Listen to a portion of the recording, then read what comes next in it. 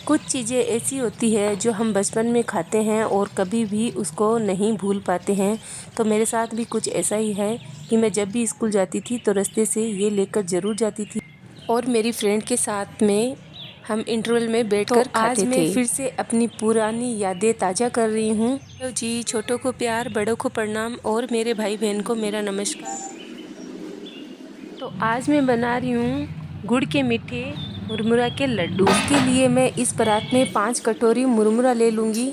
मुरमुरा एकदम सूखे होने चाहिए, सीले बिल्कुल भी नहीं होने चाहिए। अगर थोड़े से भी सीले हैं तो आप धूप में सुखाकर इसका इस्तेमाल कर लीजिएगा।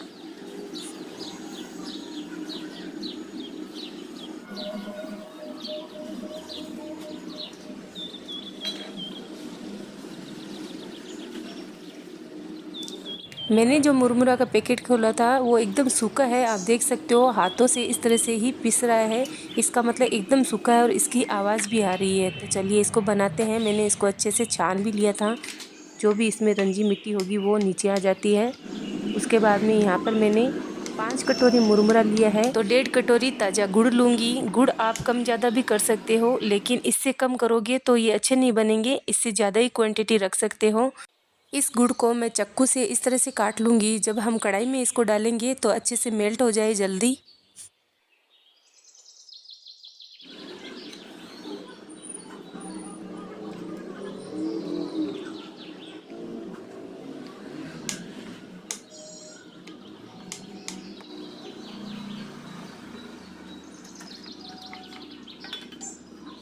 एक कटोरी हमारा पूरा गुड़ हो चुका है, तो इस प्लेट में डाल देती हूँ और आधा कटोरी और ले लूँगी। आधा कटोरी से थोड़ा सा ही ज़्यादा लिया है।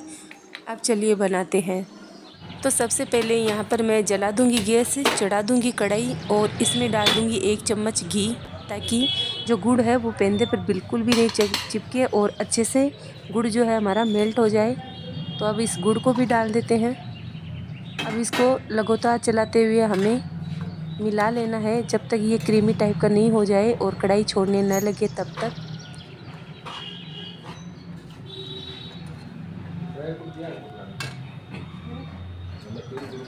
हाँ हाँ, अच्छा अच्छा।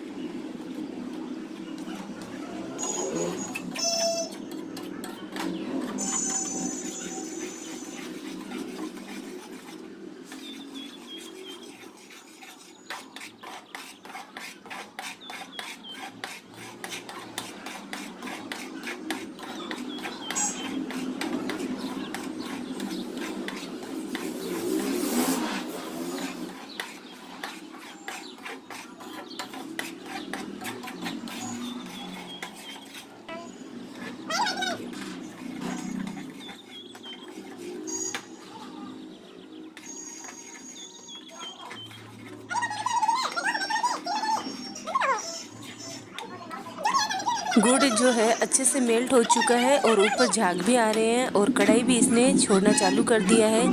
तो अब एक कटोरी में हम ठंडा पानी लेंगे और एक इस गुड़ की बूंद को डालेंगे और देखेंगे अगर वो इकट्ठा हो जाती है और खींचने पर भी नहीं टूटती है, इसका मतलब ये गुड़ लड्डू बनाने के लिए तैयार हो चुका है। अब आपको मैं खींच कर भी दिखा रही हूँ, ये नहीं टूट रहा है, इसका मतलब इसके लड्डू बन जाएंगे। अब इस गुड़ को हम इसी में डाल देंगे और इसमें डाल देंगे हम मुरमुरा। मुरमुरा ज़्यादा है तो कढ़ाई से बाहर भी थोड़े से जाएंगे, लेकिन इससे बड़ी कढ़ाई नहीं है मेरे पास। पूरा मुरमुरा इस कढ़ाई में मैंने डाल दिया है और गैस भी हमारा बंद है। अब इसको अच्छे से मिला लेंगे। सब मुरमुरे पर अच्छे से गुड़ लग जाए तब तक हम इसको मिलाते रहेंगे और गैस हमारा जला हुआ नहीं है। गरम गरम गुड़ में हम अच्छे से मिला देंगे जल्दी जल्दी इस तरह से। जितना आप धीरे काम करोगे ना उतना जल्दी नहीं मिल पाएगा, कहीं कहीं ये जम जाएगा, तो आप फटाफट से इसमें काम करना होता है। और जब मुरमुरे के लड्डू भी बनाएं तो जैसे ही ये मिल जाए ना तुरंत ही मुरमुरे के लड्डू बनाने भी चालू कर देंगे, नहीं तो मुरमुरा इकट्ठा नहीं होगा लड्डू बनाने के लिए और बिखर जाएगा।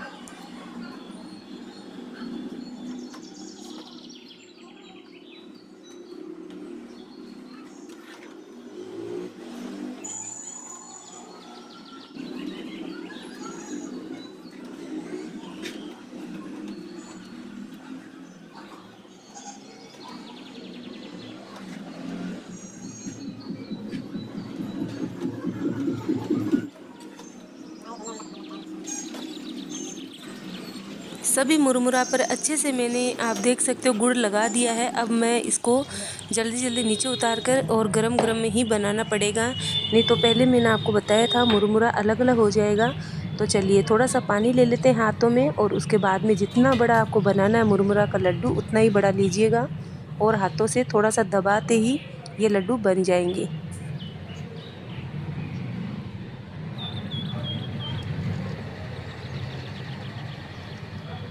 इस तरह से मैंने एक लड्डू बनाकर तैयार कर दिया। दूसरा लड्डू बनाया था तब भी मैंने पानी लगाया और फटाफट से इसको बनाने लग चुकी, क्योंकि जितने आप धीरे करोगे ना उतना ही ये लड्डू बनने कठिन हो जाएंगे। तो जितना जल्दी हो सके फटाफट से आप लड्डू बना लीजिएगा। और नीचे अगर थोड़ा सा जम भी जाए तो वापस से कढ़ाई को इसी में थोड़ा हल्का सा गर्म करके लड्डू बना सकते हो, आसानी से बन जाएंगे।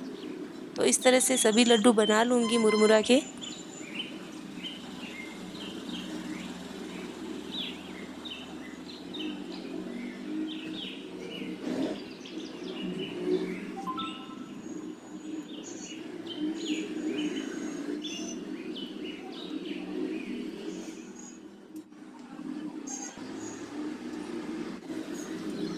तो इस तरह से सभी मुरमुरा लड्डू बनाकर तैयार कर लिए हैं।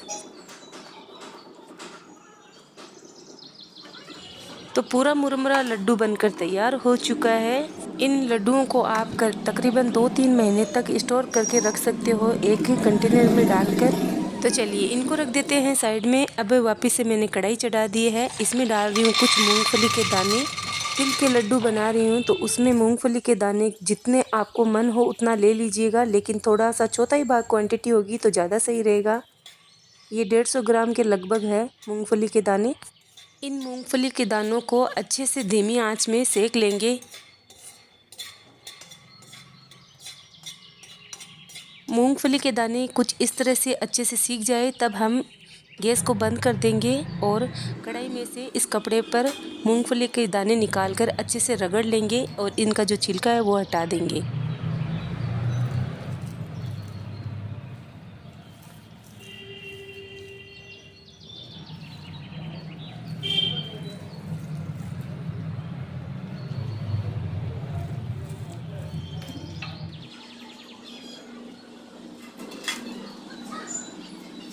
मूंगफली के दानों को अब इस जरिए के अंदर डालकर इसका जो छिलका है वो नीचे निकल जाएगा और जो मूंगफली के दाने हैं वो ऊपर रह जाएंगे।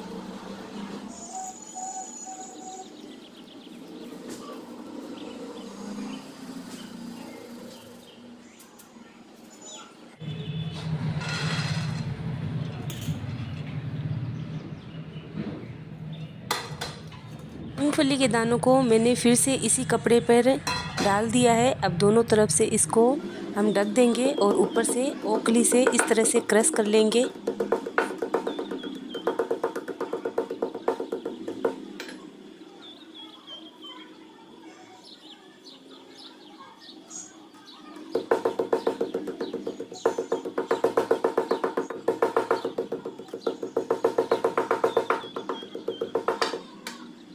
मूंगफली दानों को मैंने कुछ इस तरह से दरदरा कूट लिया है और अब इसको उसी प्लेट में निकाल देते हैं।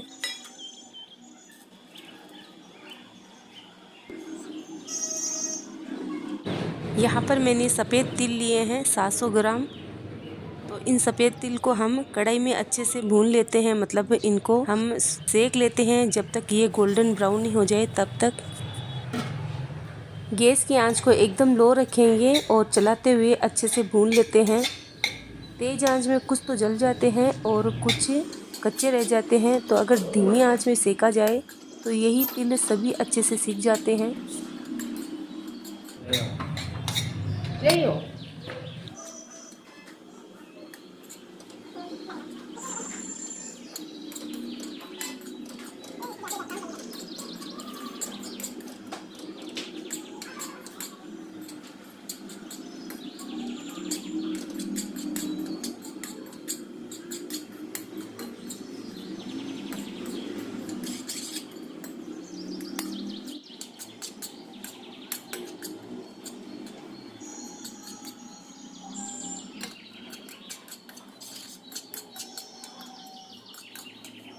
तिल हमारे गोल्डन ब्राउन हो चुके हैं और अच्छे से ये सीख चुके हैं धीमी आंच में। गैस को बंद कर देंगे और इस तिल को हम एक परात या थाली में निकाल लेंगे, क्योंकि इसी में हम रखेंगे तो ये जो कढ़ाई है अभी गर्म है, नीचे से जो हमारे तिल है वो जल जाते हैं, इसलिए मैंने तुरंत निकाल लिया है थाली में।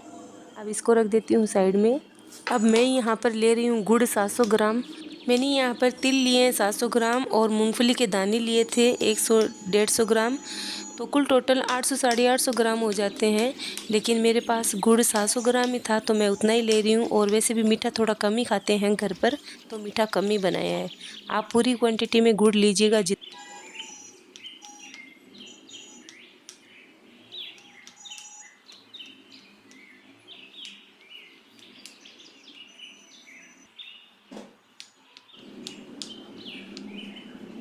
गुड़ को मैंने काट लिया है और यहाँ पर मैंने जला दिया है गैस, चढ़ा दी है कढ़ाई और इसमें डाल दूँगी 1 चम्मच घी। ठंड ज़्यादा है तो ये जमा हुआ है घी 1 चम्मच से ज़्यादा आ रहा था, तो मैंने हाथों से तोड़ कर डाला। अब इसमें हमने जो गुड़ काटा था वो गुड़ डाल देंगे और सेम ही प्रोसेस है जो हमने अभी दिखाया था पहले, वही वाला प्रोसेस है। तो गुड़ डाल लेने के बाद में इनको अच्छे से मेल्ट करेंगे इसी में।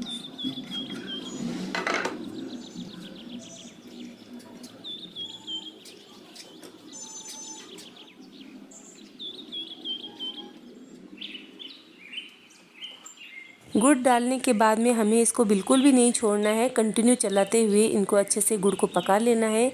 और जब ये कढ़ाई छोड़ दे तब हम एक ड्रॉप एक कटोरी में डालकर देखेंगे और वो एक गोला बन जाती है ना, उसके बाद में हम गैस को बंद कर देंगे।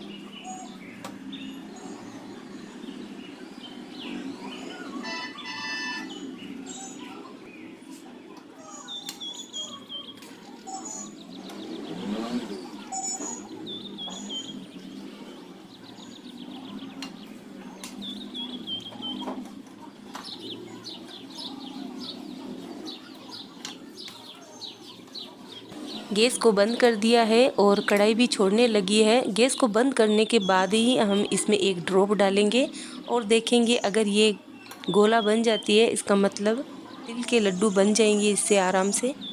तो आप देख सकते हो एकदम गोला बन रहा है और गोला बनने के बाद में पानी में डालने के बाद भी नहीं बिखर रहा है। अब इस गोले को वापस से हम इसी में डाल देंगे और मिक्स कर लेंगे। गुड़ अभी हमारा बहुत ज़्यादा गर्म है तो तुरंत ही इसमें हम डालेंगे मूंगफली दरदरा करा हुआ और साथ में डाल देंगे तिल। इन दोनों को डालने के बाद में तुरंत ही अच्छे से इसको मिलाएंगे। मुरमुरा लड्डू और तिल के लड्डू बनाने के लिए थोड़ा सा जल्दी करना पड़ता है, नहीं तो ये अच्छे से नहीं बन पाते हैं। अगर थोड़ा सा इसका प्रोसेस जल्दी हो जाता है ना, तभी इनके लड्डू अच्छे से बनते हैं। अब बिना गैस जलाई मैं इनको अच्छे से मिक्स कर रही हूँ। आपको मैंने दिखाया भी है, गैस चालू नहीं है। इन तिल और मूंगफली को दानों को अच्छे से मिला लिया है और आप देख सकते हो ये टाइट भी हो गया है। अब तुरंत ही हम गैस से नीचे उतार लेते हैं इस कढ़ाई को और हाथों पर पानी लगाकर गरम गरम ही बनाना पड़ेगा। तो एक तो मैं इस तरह से बनाकर दिखा रही हूँ आपको, बाकी के जितने भी लड्डू बनाऊँगी ना थोड़े ज़्यादा गर्म है, इसलिए मैं प्लेट में एक एक रखूँगी। थोड़े जल्दी ठंडे भी हो जाएंगे और ये अंदर से गर्म भी रहेंगे, इससे हमारे लड्डू आसानी से बन जाएंगे।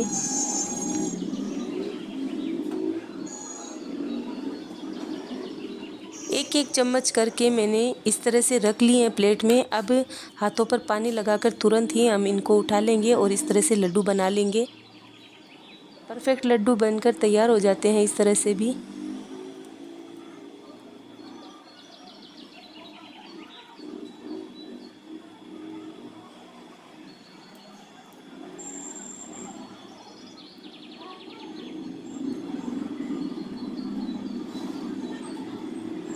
इस तरह से प्लेट वाले लड्डू मैंने बनाकर तैयार कर लिए हैं और हमारा जो कढ़ाई में तिल गुड़ है वो भी ठंडा हो जाएगा। तो कढ़ाई में से ही फटाफट से एक एक चम्मच उठाऊंगी और इनके लड्डू बनाने चालू कर दूंगी। जैसे कि मैंने आपको पहले ही बताया था कि इनको गरम गरम में ही लड्डू बनाते हैं ना, तभी एकदम परफेक्ट गोल लड्डू बनते हैं, नहीं तो ये बिखरने लग जाते हैं। तो ये जिस तरह से मैं बना रही हूँ ना, ये एकदम सॉफ्ट लड्डू भी बनते हैं और कई महीनों तक रख लो ना तब भी ये बिल्कुल भी ख़राब नहीं होता है। किसी किसी से गोल लड्डू नहीं बन पाते हैं तो इस तरह से कटोरी में आप बना कर रख लोगे तब भी गोल लड्डू बन जाएंगे। यहाँ पर मैंने इस तरह से सभी लड्डू बनाकर तैयार कर लिए हैं।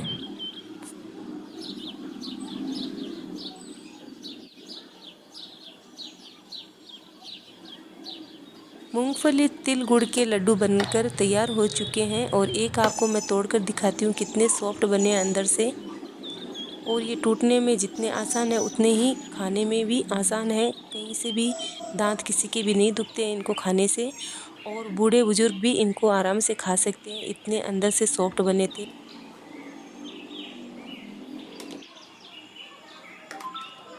अब एक लड्डू मैं ऊपर से डाल रही हूँ। ये फिर भी नहीं टूटा है कंटेनर में डालने से लड्डू, लेकिन जब हम हाथों से इनको तोड़ते हैं ना तो एकदम अच्छे से टूट जाते हैं।